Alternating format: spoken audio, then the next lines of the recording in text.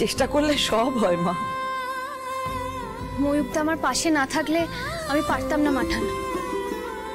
ময়ূকদা যেভাবে বারবার হেড স্যারকে বলছিল যে পুতুল এমন কিছু করতেই পারে না, তাতেই আমার সাহস অনেক বেড়ে গেছিল মাঠান।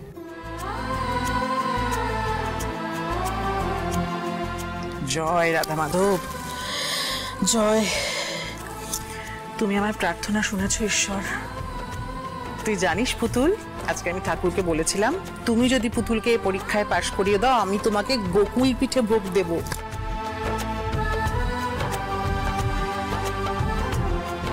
ঠাকুর আমার মনস্কামনা শুনেছেন রে পুতুল।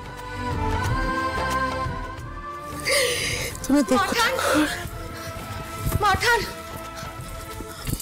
মাঠান শিগগিরই একবার ওদিকে চলেন। ছোট বৌদি অজ্ঞান হইয়া পইরা আছে আর মুখ থেকে না গ্যাসলা উঠতে আছে। ছোট মা,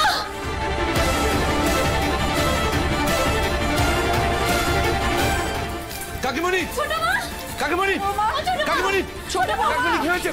কাকিমণি, বাবা কি হয়েছে? মুখ থেকে গ্যাসলা উঠছে।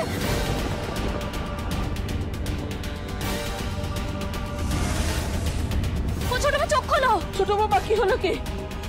কাকিমণি, ময়ূক ছোটকাকে ডাকছে কি? যা একটু ডাকছি। ছোট মা চোখ খোলো। ছোটকা, ছোট কাকা, অরুণ কোথায়? অরুণকে ডেকে নিয়ে আয় আগে। এই তো বাড়িতে নাই গো। মাঠান, বরকা গেছে নাটকের প্রপস কিনতে, নেই বাড়িতে। ছোট বাবা কি আত্মহত্যা করার চেষ্টা করেছে? মাঠান কি হলো? তাড়াতাড়ি এসো। কি হয়েছে নাকি? এরকম চেঁচে মনে হচ্ছে কাকিমণি কিছু একটা খেয়েছে, তার থেকে বিষক্রিয়া হয়েছে।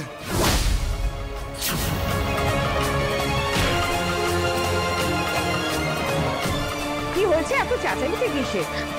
এ কি? ছোট মা, ছোট মা চোখ খোলো না।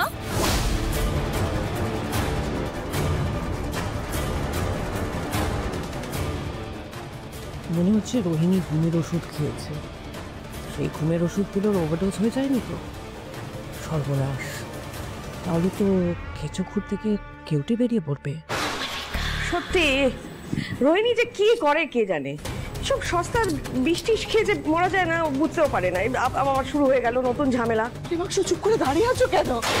কিছু একটা করো, বিপদে বুদ্ধি না আসলে চলবে। আমি